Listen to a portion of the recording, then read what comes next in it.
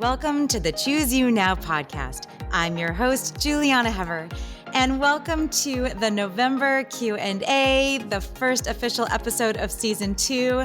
I am excited to bring on our wonderful producers, producer Sanford and producer Adam. Thank you for being here today. I mean, we kind of have to be, don't we? No, just kidding. I was going to say, it's a pleasure to be here. All right. Yeah. Hey, everybody. It's always a pleasure to be here. Yeah. Thank you. Yes. And if any of you missed it, we have a new Patreon page. So you can get all of this wonderful live exclusive content. So join us there. That is at patreon.com/chooseyounow.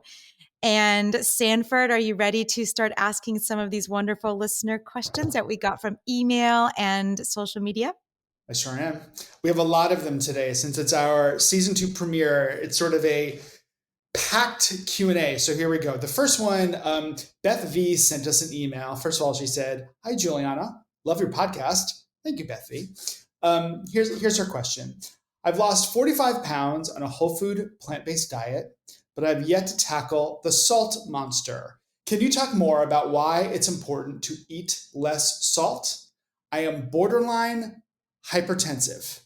Thank you, Juliana. There you go. Well, thank you, Beth, for reaching out, and congratulations on your success. Losing 45 pounds is nothing to scoff at. That's quite awesome. And so good job. And yes, there is a salt monster. And that is why it is so pervasive, because salt makes everything taste better.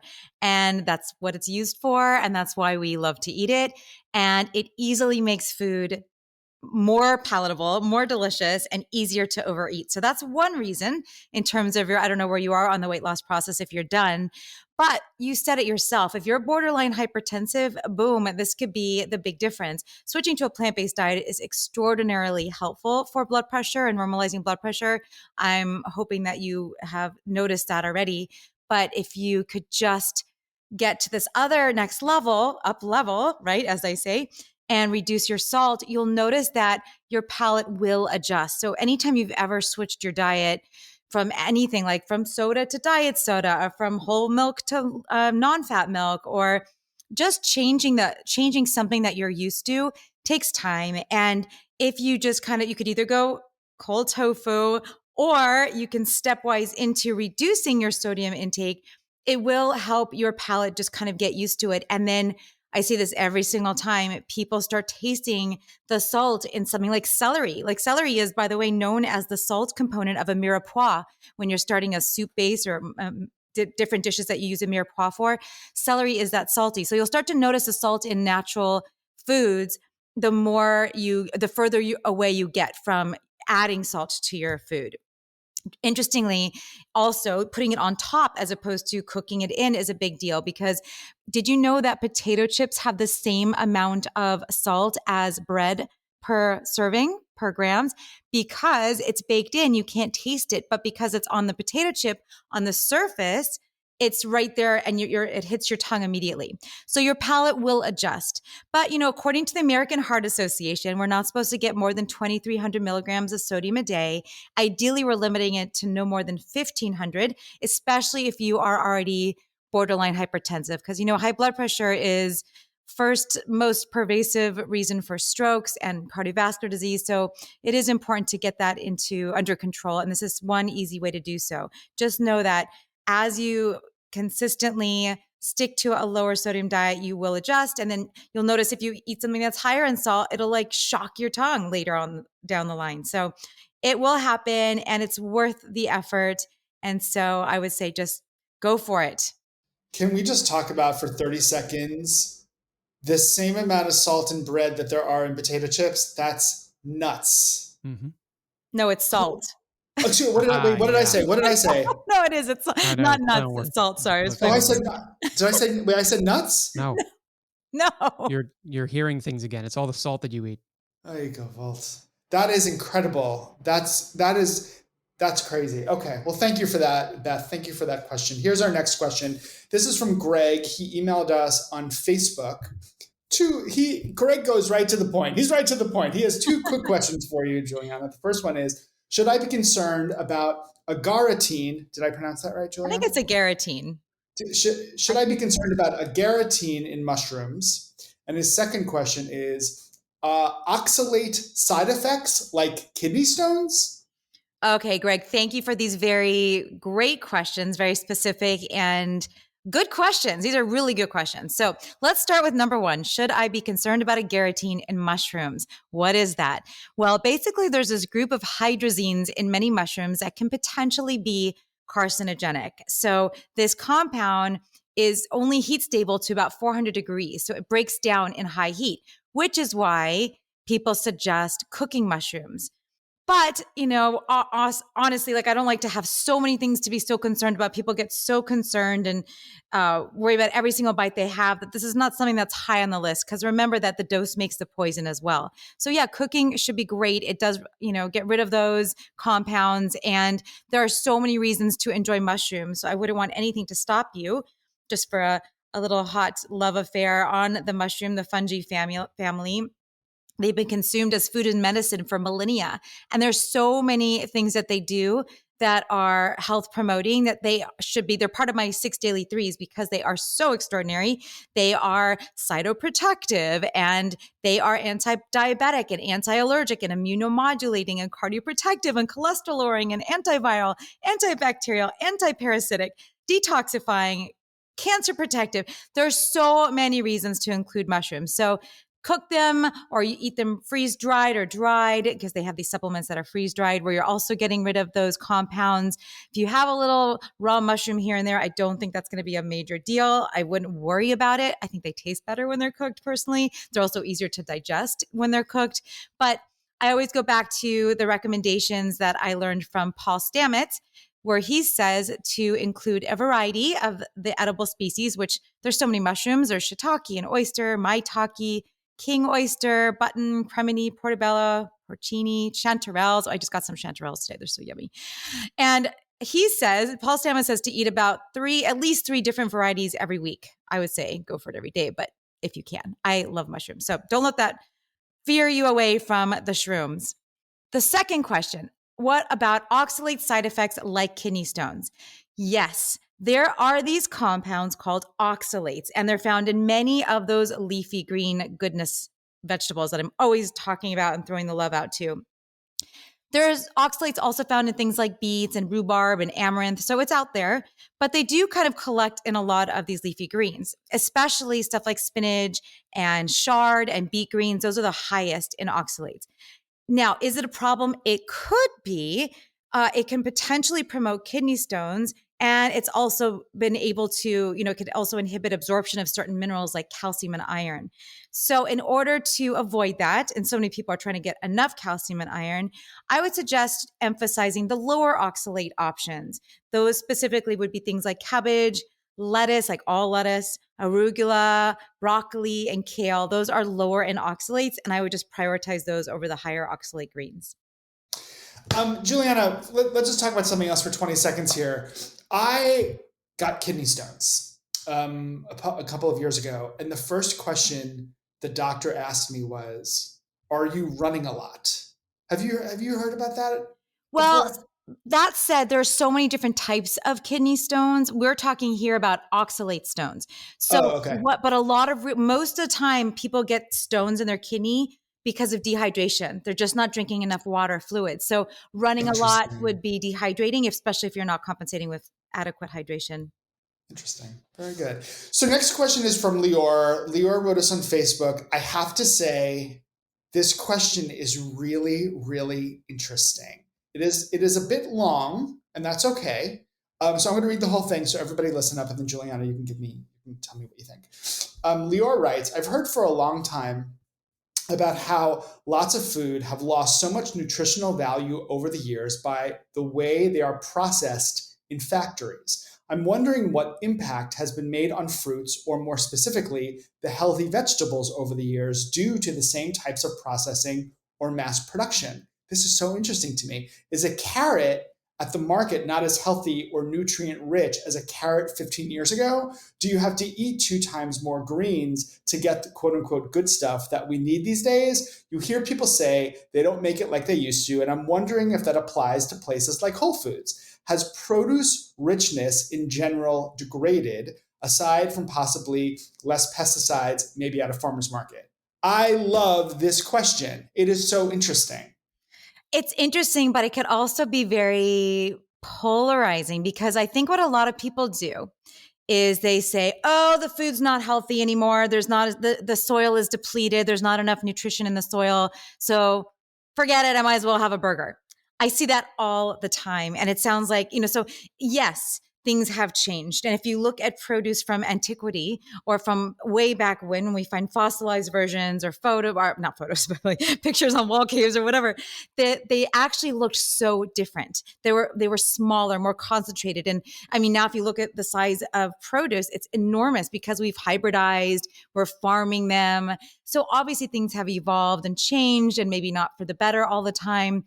But does that matter? That's the question. So no, I mean, it matters and it doesn't. So with what we have today, it's like we can go backwards. We can't reproduce how these foods were developed and grown back then. Rather, we can make the best choices with what we have now. This is another excuse that a lot of supplemental companies use to sell supplements. Well, we're not getting enough, so take supplements. But I'd rather you still try to prioritize the most health promoting foods, to eat plenty of fruits and vegetables, get the rainbow every day, and not let it be a reason to not try. That said, yes, it's definitely different. And does it matter? Maybe, perhaps it does. But I see so many problems from people eating fast food, processed food, highly refined foods, and not prioritizing wholesome, intact foods they've got all the fiber and nutrients that we could at least get from what we have today. So don't let perfection be the enemy of the good. It's interesting too. First of all, let's tell everybody who Lior is. Julie. Oh yeah. Well, I was really excited because Lior is my brother-in-law, and he asked a question for the first time, and he didn't do it to like support me or anything. I don't think he really wanted to know this. So I thought, what a great way for me to talk to my brother-in-law. So hey, Lior. But what's interesting to me is when I read that question, it didn't even occur to me that people, it's not as nutrient rich or healthy. So instead of eating a carrot, I'm going to eat a burger. I actually didn't read that question that way. I read it, where are we getting the best nutrition out of our healthy foods? Okay. So that's good. Yeah, no, I'm glad you said that. So let me answer that. I would say, yeah, gardening if you can, and looking for pesticide free when you can. I worry because people think they need to eat everything organic, and then they will just instead choose to have fewer fruits and vegetables, which is less healthy. So the most healthy thing you could do is eat more fruits and vegetables, eat more whole plant foods, and then try to get them as clean, quote unquote, clean as you can. You could use the daily dozen to avoid the ones that are highest in pesticides. But because sometimes the pests and stuff make the plants stronger because of xenohormesis, and that makes it have all these phytonutrients even amplified so that we get even more benefit from them. So you do your best. We do our best that we can. That's all you can do, right? Just do your best. Yes. And eat the rainbow. Okay, that was great. Thank you, Lior, brother-in-law Lior. Thank you for that. Here we go. Next question is from Instagram. Roham.sk wants to know, you're going to love this question, is grass-fed red meat bad based on scientific studies? Juliana, I wonder what you have to say about that. Why? Hey, answer the question, but like, hey, buddy, you knew what you were writing into. Okay? I love it. But I like to have an actual answer. And it's a valid question because there's definitely good marketing behind it. People, I can't tell you how many people I meet on day-to-day, like just personally, that'll say, oh, well, I eat grass-fed meat, or I eat, free range meat. And I'm like, okay, well, just because I eat something different or they're raised in a different location doesn't make the actual food itself that much better. So let's be devil's advocate, because I'm all about the science. I'm not like, I always want to learn. We don't want to throw Roham.sk under the bus, right? We want to be supportive. We are a supportive podcast. No, honestly, we are. Yeah. I want people to be able to ask these questions, and I want to be able to look at it analytically as opposed to with a bias. I'm very, very, very passionate about not letting my bias get in the way, because information changes and grows, and I'm constantly looking at the new research. So let's analyze this. Okay, so the difference between grass-fed beef would be the difference between compared to grain-fed, right? So these are the ones on the factory farms that are are usually consuming corn or soy or some variety of grains and whatever else they put in there. Lots of antibiotics and stuff like that as well. Just that's the case on factory farms. So the grass supposedly gives the beef ultimately higher levels of omega-3 fatty acids. I've seen conjugated linolenic acid, certain things like vitamin E, perhaps. However, you're still ending up with the product that consume the things that beef consumes. It's still high in saturated fat. It's still high in heme iron. It's still got new 5-GC, carnitine, which converts into TMAO, and these contaminants that form when you actually cook the flesh, such as things like polycyclic aromatic hydrocarbons, heterocyclic amines, advanced glycation end products. These things happen when you cook meat, whether or not the animal ate corn or soy or grass. So does it matter? Probably not. The research shows it's meat is pretty much meat. The other component that we cannot ignore is the environmental impact. So I kind of dug in a little bit on this, and like a grass-fed cow actually uses 35% more water and 30% more land than a conventionally grain-fed cow. It also, each pound of grass-fed beef produces about 500% more greenhouse gases than the grain-fed. So there's other things to be considered. Like how many grass pastures can we have in the world to feed like how many people, whereas we could be growing all of this wonderful produce and feeding a lot more people. So it's an environmentally heavy ask, and it doesn't seem like it's even worth it in the end, nutritionally speaking. And I always love to say, either you eat the grass or you eat the animal that ate the grass. Either way, the amino acids, the nutrition came from the grass, but not really the grass, like the plants.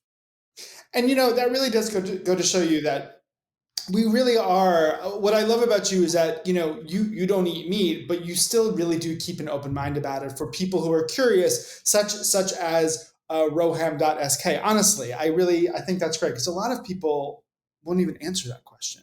So that's why you come to the Choose You Now podcast, because you can get information about everything. Okay, here we go. Next question, also from Instagram. I'm going to completely butcher your name. I really do apologize. BL Romney. Let's just say it like that. BL Romney from Instagram wants to know, I really want and need to know about IF and being plant-based. I've heard it only works with keto. What do you think? So I think BL Romney is referring to intermittent fasting. Mm-hmm. And, I always talk about time restricted feeding. We've talked about that a lot here on the Q&As.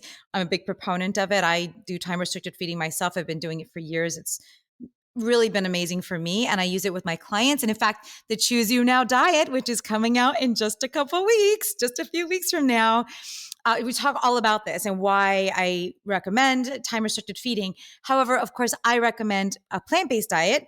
As many of you already know that. So of course you could do any diet. The thing is, there's no rules. Like there's no real rules. Like there's no way to do anything. There's no perfect diet. There's no like actual keto diet. There's no actual vegan diet or paleo diet. Everyone's making it up, to be honest. Like everyone's kind of just making their own rules and guidelines. So there's no wrong way or right way.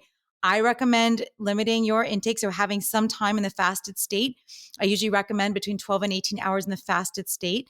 Ideally, that's where the research seems to show a lot of benefit, although that's also all over the place.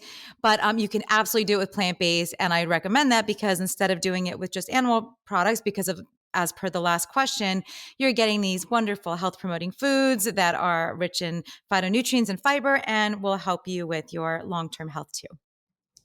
I love it. That's awesome. Nicely done. Next question, Instagram, E_Priv. I love this question as well. E_Priv. How can we get calcium without dairy? I don't do dairy, but now I have osteopenia and I'm scared. Oh, E_Priv. I'm sorry to hear that. First of all, did I pronounce that correctly? No, it's okay. It's okay. It's osteopenia. Osteopenia. What did I say? That's what I said. Osteopenia. Which sounds more like a pasta, but that's okay. Sorry, folks. Which would be allowed. Yeah, under right. Yes, under the right, diet. Adam. So you're okay. That's right. Thank you, Adam. See, we are a supportive podcast, even from Adam. Okay, Juliana, go for We are. I mean, osteopenia is basically a precursor for osteoporosis, and it is something to be concerned about. Many, many women have to worry about this, especially when they're very lean and light and they are not doing, a lot of strength training and activity. It's a problem. And basically, it's the wearing away of the bone tissue, which is what happens after aging. After about the age of 25, we start losing bone tissue. And so we have to fight it with exercise primarily.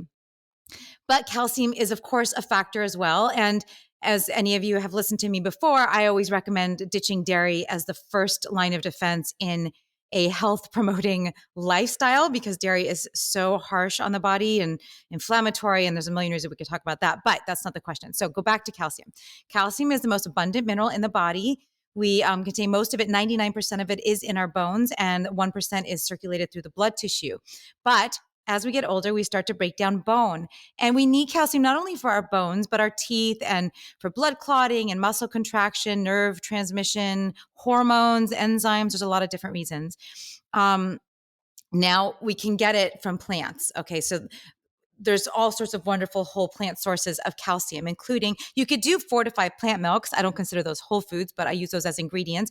Most plant milks now are fortified and have the same amount of calcium and is fortified the same as milk with vitamin D. So that's good to know. Other foods that actually are whole foods that have calcium include leafy greens. And again, we'll go back to emphasizing the low oxalate options, like we talked about before, kale, bok choy, all the lettuces and cabbages. Then there's other things like dried figs and sesame seeds, tahini, almonds and almond butter, chia seeds, beans, soybeans, soy nuts, and calcium set tofu. And most tofu is set in calcium.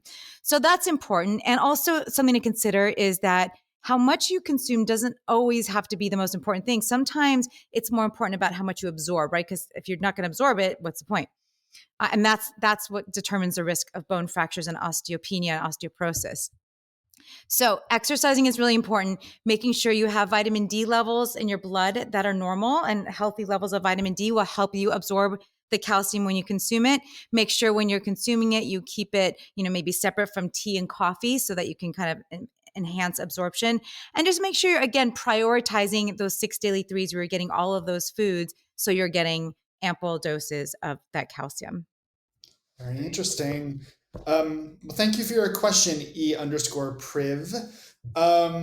Next one, we have a Facebook question from Lynn. What plant foods help moisturize hair? It sounds silly, but my hair is so dry, but my skin is not.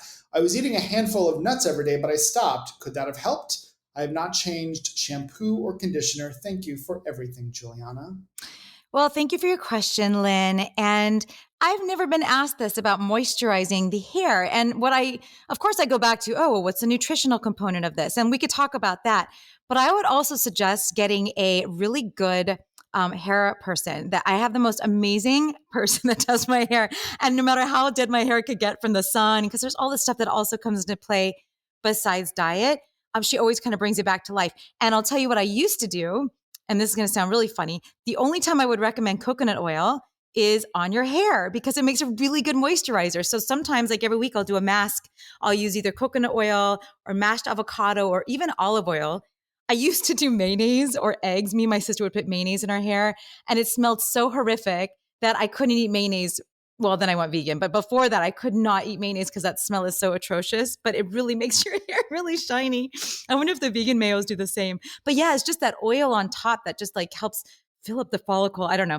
But in terms of nutrition, yes, I think nuts and seeds are very, very important. And I wonder why you've given them up. There's a million reasons to eat nuts and seeds. They recommend 1 to 2, we all recommend 1 to 2 ounces or 30 to 40 grams of nuts and seeds a day for a lot of reasons, but it's really the best place to get your essential fats. And you do need essential fats for hair health. And so many other reasons too, like the zinc and the selenium and the all sorts of different wonderful vitamin E. That's important too. And those are uniquely abundant in nuts and seeds. So, I would definitely bring back the nuts and seeds if you can. I think they're really, really helpful. And, and then hair health is also, remember, if you're losing weight, you're probably going to lose hair. You're not talking about the hair loss though, or you're talking about the moisture. Omega-3 fatty acids might come into play. So taking your microalgae EPA and DHA formula might come into play. But I would say that mostly once it's out of your head and hanging down, I think that you want to kind of take into consideration more of the external topical things. So maybe should switch up your shampoo and conditioner, and maybe try one of those little hair masks. I have a question for you. Is there such a thing as plant-based hairdressers? People who use, people who use, you can't see it, but Juliana's laughing at me right now, but like people who use certain kinds of products for your hair. Is that a thing? Or do I just sound like a moron? Well, you never sound like a moron, Sanford. Well, I'm thanks, sure there's plant-based everyone's nowadays, but like I know the girl I've been going to for many, many years, Shanoa, shout out to you. I love you, Shanoa. She's amazing. Her and her husband are very, very eco-friendly. So they always do eco-friendly packaging, and it's usually tends to be more of a plant-based product. But most of these are these days, but you want to look for I guess if you're like vegan for the ethical reasons, you'll look for like the cruelty-free symbols on those kind of products. But I have yet to meet, if there's a plant-based hair professional out there, please shout out to us so that we can tell everyone about you. I love that. Very good. All right, here we go. 2 more questions. Next one is also from Facebook, from Tanya. Tanya wants to know, what supplements would you recommend for all vegans to take? There are so many out there. How can I find the cleanest, non-toxic, healthy protein powder? Oh, I know what you're going to say. Or vegan supplements when so many contain heavy metals and nasty ingredients. Oh, Tanya, it's a good question. And it's a problem because supplements are not regulated. There's nobody really regulating supplements. So there was this act that came into play, and it just kind of like anything could be on the market. And that's a little scary. It's buyer beware. So all I say is you could look for these third-party testing or certification programs where they're kind of vetting it out. But you could look at there's these people like Consumer Reports will pull a product off the shelf and analyze it in a lab and see that the label doesn't necessarily match what's inside. So it could be more like wrong quantities, different added things like you're saying, extra heavy metals or other nasty ingredients. So I don't know what to tell you unless you want to go and test it in a lab. I like to go with things that I've trusted over the years, and I don't necessarily recommend protein powder. I think that's what, Sanford, you were alluding to, knowing my answer. Don't really need protein powder, but in terms of supplements themselves, sometimes I also recommend just varying it up. Like sometimes I'll buy a different bottle, a different brand when I'll rotate, just to have, faith in multiple places and not to put all of my vegan eggs in one basket, I guess. I don't know. So I wish I had a better answer for you, but as of now, there really is no way to completely guard yourself against that. So focusing mostly on eating your healthy diet and then relying on supplements as little as possible. Of course, you do need some, but being just, I don't know, buyer beware. I remember I was in Whole Foods with a friend of mine. This was years ago, and I was buying protein powder. And he said to me, I grabbed the jar or the tub. I won't say which brand it was. And he said, there's metal in that powder. I said, metal? What are you talking about? He's like, no. You need to know. Like, you should research it. And I researched this brand, and it was known for having metal. And I couldn't believe it. And I still don't listen to you because I still take protein powder. Anyway, Here we go. I take a really good one. You can lead a human to healthy, but you can't make them eat. Here's our last question. This is our last question for our supersized season 2 premiere Q&A from Tori on Facebook. I love this question too. What is the preferred type of breakfast? Savory or sweet? Grains or no? Etc. Etc. Well, thank you, Tori. And it's a fun question, but I'm going to be kind of, I might say something you don't expect.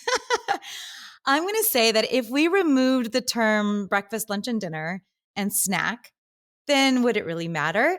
Because really, breakfast foods is all marketing. This was all made up as a marketing not plot. It was very brilliant because we still talk about how important breakfast is and the time of the day, and it's the most important meal of the day, and it has to be this kind of breakfast foods. And that's a great marketing. What's the word for it? It's great marketing. It's just great marketing. And it doesn't matter what you eat when. Break fast means you're breaking your fast. So after you have gone at least, however many hours you've gone without eating, that's your first meal of the day. So doesn't matter what you eat. I eat one meal a day usually, sometimes two, but my first meal a day is usually soup, salad, It's the same thing I would eat any time of the day, just because it just doesn't matter what time of day. So if you prefer savory or you prefer sweet, if you prefer grains or you prefer no grains, go for it. Make sure, the goal is healthy, whole food, plant-based as much as possible, and eat when you're hungry, stop when you feel satisfied, and then everything else is just magic. You taught me to eat soup for breakfast. I did. You did. When we were doing What Would Juliana Do, you taught me that soup is an acceptable thing for breakfast because breakfast doesn't really exist. Right. So, and you said that soup is a great way to get a lot of nutrition into your body fairly quickly. And I've always remembered that. Anyway, thank you for such a great Q&A, everybody. Thank you for our season 2 premiere episode. Those were great questions. Thanks, everybody. Yes, thank you all so much. Thank you, Sanford, for sharing them. And thank you, Adam. Okay, if you are inspired and enjoy the Choose You Now podcast, become a member of our new Patreon page, patreon.com/chooseyounow, and you will have access to all this wonderful exclusive content. Also, please subscribe to the show, rate and review us on iTunes, and send us an email with questions and comments at chooseyounowpodcast@gmail.com. For nutrition services and more information, visit me at plantbaseddietitian.com. I invite you to choose yourself now, and I'm signing off with lots of leafy green love.